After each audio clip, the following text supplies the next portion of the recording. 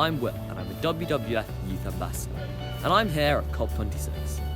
Climate change is an ever-growing threat to our world, and it is here in Glasgow that the future of our planet will be decided by political, business and world leaders from all across the globe.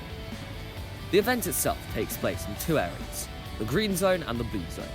Whilst the blue zone is where the major decisions happen and where the politicians will be, the green zone is the public area and where I'll be spending most of my time here at COP. Throughout the week, I'll be attending lectures, shadowing key members of WWF and interviewing key people involved in determining our future. I'll also be keeping you up to date on all the latest comments and agreements made for the future of our planet. Later this week, I'll be joining the Youth March through Glasgow, just one of the many marches around the world demanding action for change. But for now, I'll head inside. See you later. I'm Will, and I'm a WWF Youth Ambassador, and I'm here with Laura from People Power. So Laura, what's People Power all about? So People Power is a youth engagement charity and community organisation, and what we do is lots of workshops, lots of community engagement, specifically around sustainable technologies and making sure everyone is aware of them and knows how they work and is passionate to advocate for them. So yeah. And why are you here at COP? So I'm here as COP as a organiser. So People Power, we've got a couple of events. The one that I've been leading is a panel discussion about sustainable finance. It's on Sunday, and all about what sustainable finance is, very much focused towards empowering the individual with lots of top tips of what they can do to make their finance a little bit more sustainable, as it is, it's not the best finance at the moment, so yeah. Yeah, and what do you hope to achieve? What do you hope that COP will achieve? Actual change. I think that's the big one. I want to see words becoming actions. I want people to start caring. I think actual change, that's the one. Yeah. Yeah. Well, it's been great talking to you. Thank you very much. It's my pleasure. Thank you. This is Will, signing off. Hi everyone, I'm Will, and I'm a WWF Youth Ambassador, and I'm here at COP26 with Cel Spelman. He's the man. So Kel, why are you here at COP? I'm here at COP, I think, first of all, just to experience it. Obviously, it kind of travels around different countries around the world, so the fact we're able to get to it, I think, is really cool. The other thing I'm here for is to actually just try and amplify and spread the messages that young people are spreading, and also empowering them and actually saying you guys should be involved in the conversations, and the world that we're talking about is the world that you're going to inherit. So just trying to do all I can really to try and make sure we're pushing the conversation on, and where possible holding governments and world leaders and businesses to account, and also just enjoying it as well. And I'm very excited for the strike tomorrow. Yeah, and what do you hope COP's going to achieve? So great, that's a good question. I really hope the main thing that comes out of COP for me is actual action. I think, there's been a great talk, there's been a lot of words and promises that have been made. What I actually want to see is that we come out the other side of it and they get committed to and get seen through to. But I think listening to young people's voices is key, moving away from the fossil fuel industry, really actually having a massive system change in our economic structure, as far as banks and pensions, world banks as well. But the biggest thing is tangible action. I think we've had the words, we've had the promises. What comes out the other side is the most important. Yeah. And do you think young people's voices are heard? Again, I was asked this earlier actually. I don't think they're heard enough. I think they're being heard, and I think you finally are being definitely thought about and spoken about a lot more. But are your voices actually being listened to, and are you being included in the conversations enough? Not for me.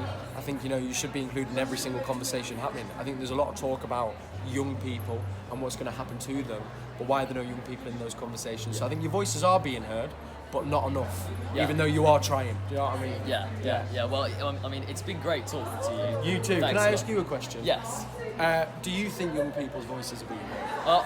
I mean, similar to you, I do, but not enough. I also think that that there's been a load of great stuff going on at COP, and despite what some people may think, there have been some really positive steps. Yeah. However, I think we need politicians and world leaders to actually have the courage to put the climate crisis ahead of their own goals. Yeah, couldn't agree more. Yeah. Listen to the man. Do you know what I mean? Listen to them. Yeah. Cheers, thank you, Rob. Yeah, thank you very much. Hi everybody, I'm Will, and I'm a WWF Youth Ambassador, and I'm here at Sky's Nature's Odyssey exhibit with FRANCESCA. So Francesca, what's this all about? So we are here as brand ambassadors for Sky Zero and WWF. They are in collaboration at the moment, and they are really highlighting that the UK's nature is the #1 tool in the fight against climate change. So as you can see, we've got a really beautiful exhibit here. We've got our lovely live plants. They've all been sourced from a sustainable farm, and once this exhibit is over, they're all going to go back to the farm and get replanted. So nothing is going to waste in this exhibit here. And walking around the exhibit, one of the main themes is seagrass. So how is this important? So seagrass is amazing. It's an incredible absorber of carbon, even more so than the rainforest, which is something I didn't know myself before I started working here. So we really want to kind of highlight that as a super absorber of carbon and to help replenish, because our seagrass meadows have been depleted unfortunately around the UK coast due to the usual suspects of pollution and trawling, things like that. So we are planting seagrass meadows around the Southampton area, and it's coinciding with our petition where we want people to be a force for nature, put their name on a petition and call the government to keep their climate promises. It's been great talking to you. Yes, you too. Thank you so much. Thank you. Hi everybody, I'm Will, and I'm a WWF Youth Ambassador, and I'm here in Glasgow at COP26 with Lauren from Rolls-Royce.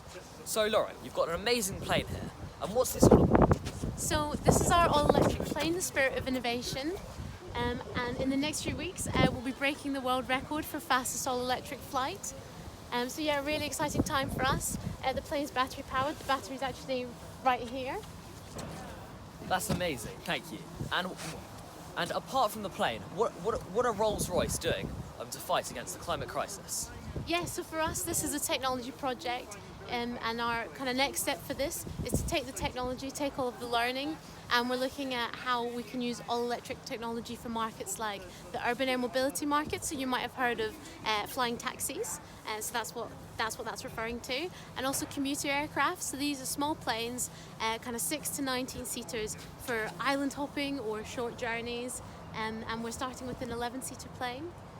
And then if you're looking kind of one step bigger than that, we'd then be talking for regional aircraft hybrid electric. So we have a 2.5 megawatt electrical machine on test in Bristol right now, and then kind of even bigger than that, that's where we start looking at sustainable aviation fuels for our gas turbine engines.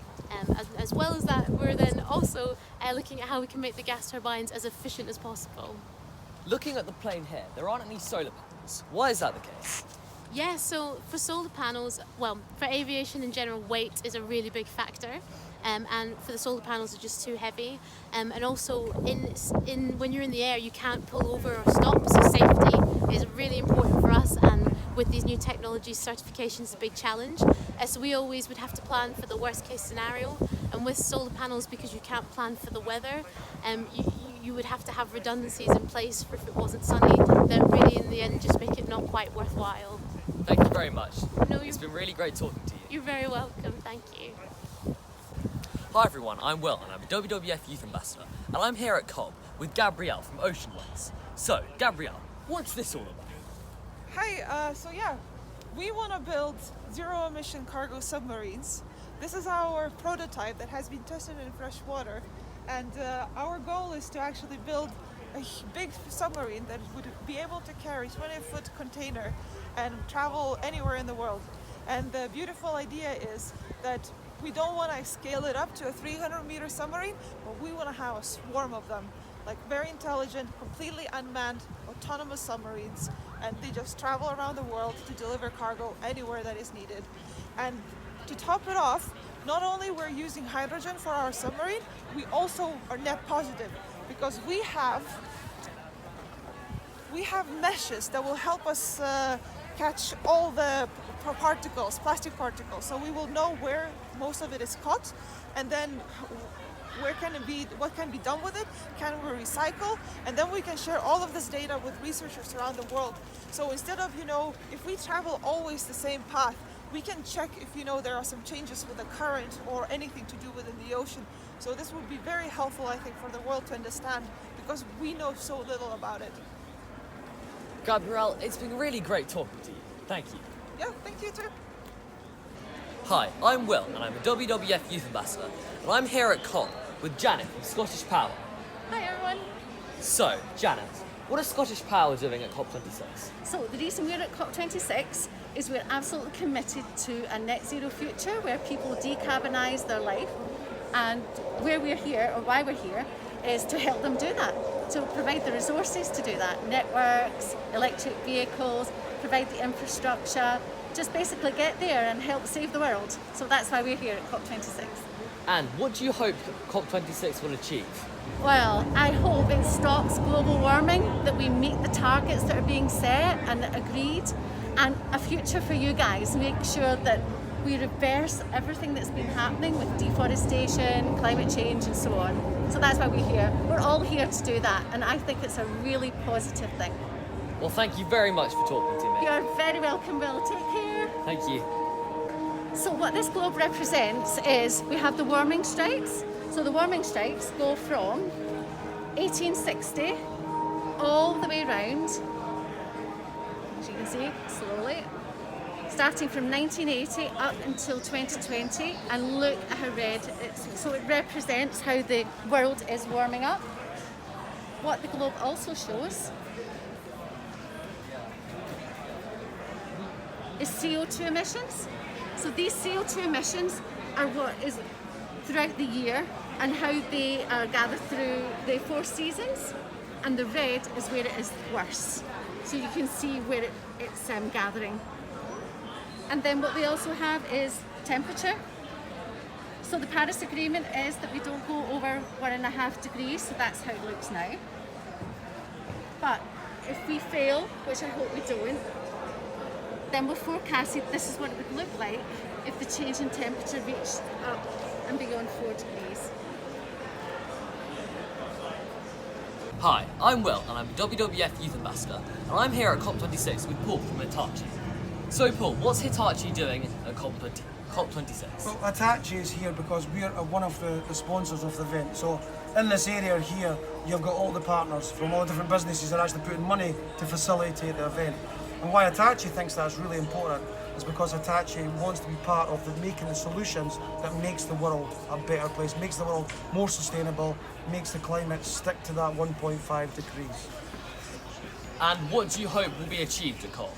Well, I really hope that the promises that were made in Paris that are delivered here.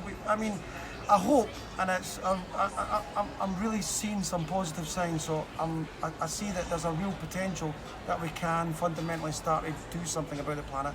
And as an Hitachi, we have got lots of technological solutions to make the world and our environment, either locally or internationally, a much better place. Now we're sitting in this EV vehicle here, which is an electric vehicle. So if you imagine an electric vehicle in a city is going to create low pollution at the point of use. And the reason we have got involved in this is because we design the motors that drive the vehicle. And these motors are much smaller than a standard electric motor. And it's because they have a flat coil, so they produce a lot less lot less heat. And each wheel can be individually driven. And there's a lot less waste because the motors are not having to drive prop shafts. They're not having to drive mechanical components to drive the wheels. It's a directly driven vehicle. Which means that the battery power can last for much longer, and the vehicle can keep on going without needing a charge. Yeah, well that's great. Thank you very much for talking to me. Hi everybody, I'm Will, and I'm a WWF Youth Ambassador, and I'm here at COP26 in Glasgow with Chris from Racing the King Tide. So Chris, what's Racing the King Tide all about? Okay, so Racing the King Tide, Will, is a international toolkit that kind of shows how small islands in the Philippines are adapting to 100 years worth of sea level rise after there was an earthquake in 2013 that made the island sink by 1.75 meters, and as a consequence, in the spring, the king tides, the islands are completely flooded with water. Now, because they're fishing communities, when the government asked them to move to the mainland, they said, no, we need to fish, that's our livelihoods. So they were resilient, they stayed, and they adapted to sea level, effectively what's a proxy for 100 years worth of sea level rise. So here, Racing the King Tide started off as a linear documentary which showed the stories of the islanders. But then we felt the linear documentaries were beautiful, and they were effective in getting the government to give more finances to the islands to raise the roads and raise the height of the classrooms. but the 360 filmmaking that we did takes you to the Philippines. So you've just been on Racing the King Tide, whereby you've had a 5-minute experience where you've been with the islanders in 360, the kids waving at you in the water, yeah, and it felt like you were in the water. Yeah, cool. Yeah. Great, it's been great talking to you, thank you.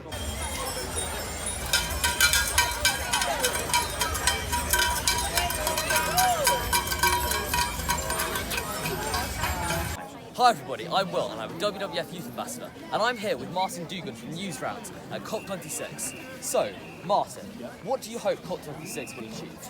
Well, I just think it should achieve making young people heard. I think everybody else that you hear about on the news, whether it be BBC News for adults and whether it be all the other news outlets, newspapers, scientists, politicians, they're all talking about the growing up people, talking about climate change and what needs to be done. But from my perspective, working on Newsround, it's really important that we give young people a voice and we allow them to take action in a positive way, because ultimately whatever happens here at COP over the next 12 days will impact their future, your future, more than any of the rest of us. So that's what I hope COP's going to achieve, is that the big important people, the politicians of the world, can finally stand up and think to themselves, well, do you know what? Young people have got the loudest voice, but they've got it for a good reason, and maybe going forward it's time for us to listen more closely to what they're saying and what they're trying to achieve. Yeah, and do you think young people's voices are heard by politicians? Yeah, I think it's getting better.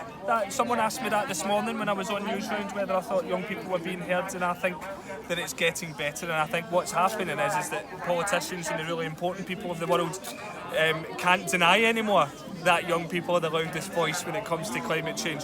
So it's that old thing, when you keep banging down on the door, when you keep doing it, keep banging down, eventually someone's going to have to listen to what you've got to say. And I think we're here in Glasgow, we're here at COP26, so if there's one place where you want to make yourself heard, where you've got everyone in the one place, all the important people, all the kids here coming together, then this is where you want to make your voice the loudest.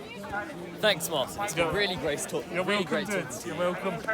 Hi everybody, I'm Will and I'm a WWF Youth Ambassador, and I'm here in Glasgow at COP26 with WWF's Head of Climate, Isabella O'Dowd. So, Isabella, thank you for chatting.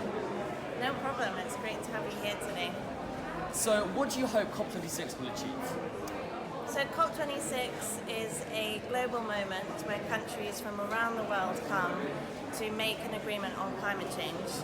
So this year we're meant to be 5 years on from the Paris Agreement, where countries have to put forward their plans on how they're going to meet their climate change commitments by 2030 and 2050.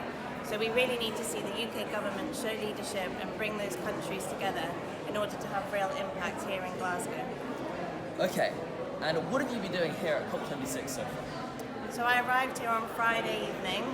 It's now, is it Thursday? I have no sense of what day it is. Today we're here in the green zone, so this is where the public can come. There's a lot of stands, a lot of activities for the public to come and engage on climate change. But I've mainly been over the river in the blue zone. So the blue zone is where the negotiations happen. The last 2 days, Monday and Tuesday, was when world leaders were here making commitments. So I've been speaking at various events. I've been following the key issues of the day, and I've been talking and meeting with key people that I work with linked to climate change. So, the politicians have made some big commitments so far this week, but are you confident that their words will turn into actions? I like to feel optimistic. I think we've seen some really positive announcements so far, like the Chancellor announcing for businesses to have transition plans but also targets. That's really critical. And today we've seen an announcement on coal, which has some really key countries in there, such as Poland. But there's a lot more to do. We're only in week 1. We've got the next week as well. And I think success for me is making sure we have some of those key sector commitments with enough countries involved. It means some kind of more technical stuff around the kind of common time frames, so looking at how long countries need to report back as part of the Paris guidebook, but also making sure we keep that momentum, we keep 1.5 on the table, and we also make sure nature is really at the heart of that. So, there are some climate change deniers in the world. Now, what would you say to them? I would say to them look at the science. We're witnessing climate change around us every day. We're seeing that with the flooding. I know a lot of people had issues coming up here on the train because of floods. We're seeing that with wildfires around the world. This is really impacting people now, and the science could not be clearer. Scientists have signalled a code red for humanity, and we really, really need to act. And I think the other big thing is just talk to your friends and family. If you have people that don't believe in climate change, try and work out what connects with them and really kind of think about those issues and try not to get frustrated and talk to them about the different science. So, we all have a part to play. So, what are you doing at home to tackle climate change, and what can other people do to change their lifestyles? So I always say this to people, start with our carbon climate footprint calculator. So work out where is your biggest impact. It's a really easy tool that you can do online on the WWF website. And then start with one small change, whether that is switching your energy supplier, so I'm on a renewable energy tariff, trying to eat less meat in your diet, so having more plant-based food, which I do at home. I eat plant-based and vegetarian food. And also try and change the way that you travel. So walk as much as possible, get the train, get the bus, and all these small actions really make a difference and add up. And the other big thing is use your voice. Make sure the leaders hear from you that they really care about climate change. Isabella, it's been great talking to you. This is WWF Youth Ambassador Lall at COP26 signing off. Hi everyone, we are the WWF Youth Ambassadors. And we're here at COP26, which is the UN Conference on Climate Change. It's pretty important to talk about climate change in this generation. Because it's our future that's at stake. We're here to make this a turning point in history for our generation, generations to come, and Yeah!